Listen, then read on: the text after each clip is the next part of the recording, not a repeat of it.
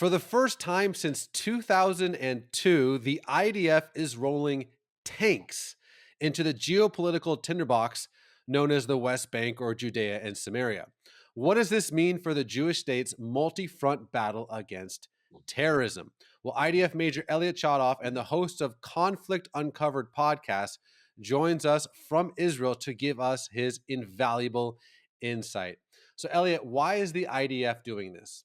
The operation against terrorists in Judea and Samaria has been ongoing at varying levels or intensities for many years.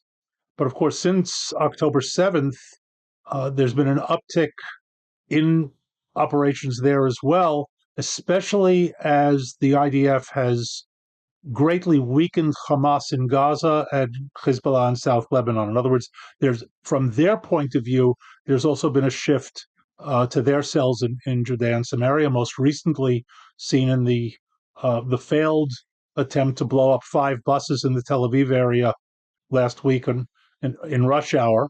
Total failure, but it could have ended in hundreds killed, and that sort of raised the operation that was already going on up to a higher level, because obviously they're striking, and we can't afford to have something like that slip through without stopping it somewhere along the way. And in this case, it failed because of their error more than anything else, and that's also very important. In other words, it wasn't caught by us; they simply messed up in setting the timers on the bombs and set them for 9 p.m. instead of 9 a.m. We've all done that with alarms, I know, but it's a little different with bus bombs.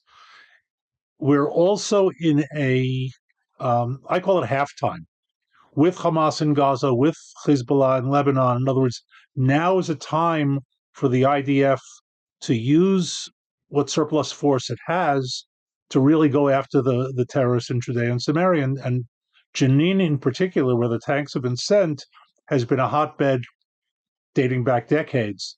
I think that part of the reasoning is to try to clean that up as quickly as possible. In other words, as the ceasefire in Gaza seems to be winding down, we don't know for sure, it might pick up again, but still, if we have to go back into Gaza quickly, we're not going to want to be fighting multiple fronts, and Judea and Samaria would be an additional front.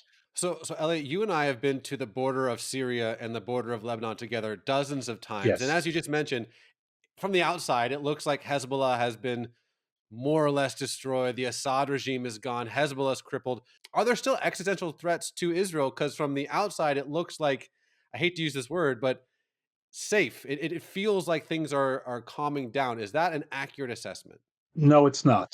Hezbollah is weakened but not destroyed, as we saw at the funeral in Beirut yesterday. It was a double funeral: Hassan Nasrallah and his successor Hashem Safiuddin, which I thought was very efficient. They could bury 2 leaders at once. Uh, but cynicism aside, there were 20,000 Hezbollah troops, terrorists, at the funeral. So it's not a destroyed organization. Now, it's set back. It was seriously weakened on all levels, and with all of the different operations, the beepers, the communicators, the aerial strikes, the ground strikes. Quite a bit of damage was done to them, but they can recover, and they want to recover. They're trying to recover. Iran was set back, granted, but they're still out there, and they're still trying to get things into Hezbollah. I'm going to say the jury's still out on Syria. The Assad regime was certainly horrendous. The new regime is, well, the new regime. Let's see which way they go. They're saying some good things. They're saying some not so good things. And let's also keep in mind that Iran, Turkey, and Russia are still jockeying for position in Syria. So I would say, if you want to take a snapshot, end of February 2025, yes, things are relatively quiet. Our enemies are licking their wounds, but that's what they're doing, and they're licking them in order to heal them and get back to, if not to where they were, at least in a position to attack us again. So if we leave them to their own devices, I think that I hate to predict a time period, months or years, but in the not too distant future, we'll be facing an immediate existential threat again, as opposed to the potential one of today. And speaking of the terrorist cells in Jenin, who is that? Who's funding that? Funding it is Iran, um, but it's Fatah, it's Hamas, it's PFLP, it's the usual suspects. Uh, and here, I think it's also important to keep in mind with a sort of a similar parallel, I think, to mafias and cartels.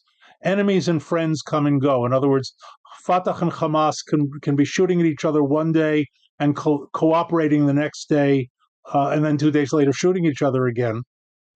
So they're all enemies of Israel. They all have that in common. And when Israel gets into the picture like it is now, they've put aside their differences and they're working in conjunction with each other. So you use the word, I think it was return or something like that when it comes to Hezbollah. Obviously, the question I think a lot of people have is, obviously we're thrilled that these hostages are coming home, uh, horrified the way that they're coming home, but a lot of people would Yes, say, guys, the price is just so unbelievably heavy. And you talk about, previous prisoner exchange where Yahya Sinwar was let loose, and so a lot of right. people on the outside are saying, I get it. Why? Because the Jewish people value life so much. But are you, in a way, allowing Hamas to rebuild itself? To some extent, but I think here there are two sides to at least two sides to this that need to be considered. One is, as you said, the value. I think it's a multi-level value. Bringing the hostages back is a human value. It's a Jewish value. It's an Israeli value. And there's an added element to this, which is that it happened on our watch. In other words, October 7th can only be described as an abject failure of the IDF.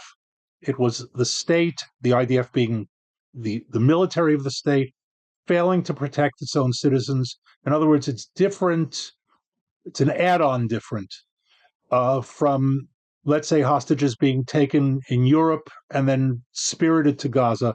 These people were taken from their homes in Israel and should have been defended, and they were not.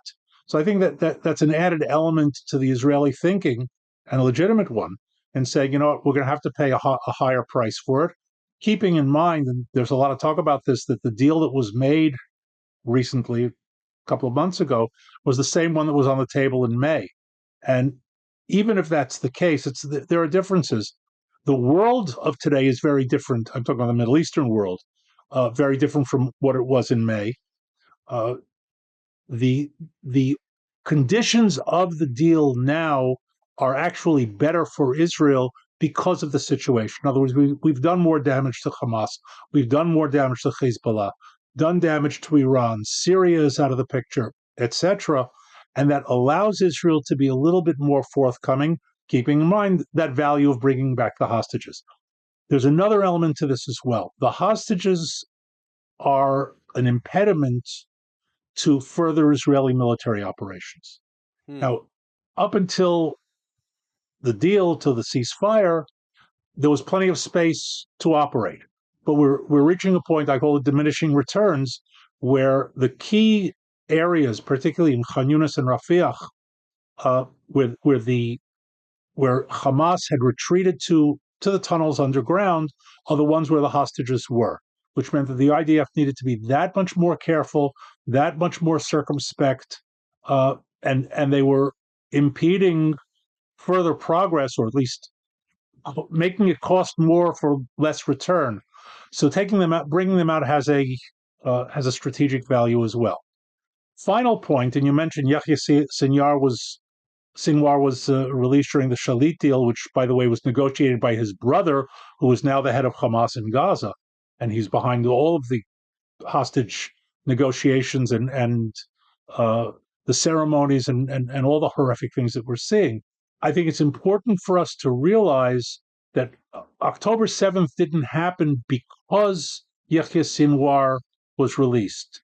That was obviously an element, but the real cause was Israeli poor strategy and doctrine in the decade plus since, allowing it to happen, and all the errors on the Israeli side. In other words, a proper Israeli strategy through the teens and up to 2023 would have precluded an October 7th with or without Yahya Sinwar. So, Mm. with all of the murderers being released, and I'm certainly not happy about it, if we behave properly, strategically, tactically, politically along the way, the danger that they that they present to Israel can be severely limited on our part vis-a-vis them. If we let them get away with murder, then we'll pay the price for it. Well, Elliot, you are a wealth of information, and when I used to travel with you to the border of Syria and the border of Lebanon, you would always know. I mean, not to call you a prophet, but you'd always say, this, keep an eye out for this, keep an eye out for this. Jabhat al-Nusra, ISIS, and lo and behold, a few weeks later, a few months later. Last question, Elliot, and then we're going to obviously have to have you back. You're just an incredible friend and person with incredible resource, incredible background, and wealth of information. The question is, what should our audience be looking out for? However you want to take that on all your borders, what should we know about? Two things. One is the resurgence of Iran on the other side, and whether or not Israel and the United States permit Iran to surge, uh, gain influence in Syria, move back into a position that they're jockeying for, and so far we haven't permitted in terms of Hezbollah in Lebanon. And the second, from the Israeli side, there are constant attempts by Hamas, by Hezbollah, to probe the agreements on both borders, and including the recent one of switching bodies, Shiri Bibas. Uh, this is all an attempt to, let's see what will happen. Let's see what Israel will absorb. So far, Israel's been zero tolerant on both borders, which is a good thing. What I'm looking for is to see if, when, and I hope never, that shifts and Israel goes into the more calculating mode of, well, do we really want a war for a Mm. violation this small? The minute we see that, we'll know that we're on the track to seeing this thing happen again, once again in the future, whether it's 1, 2, 3 years down the road. Elliot Chodoff, Toda Rabah, thank you, my friend. My pleasure. Anytime.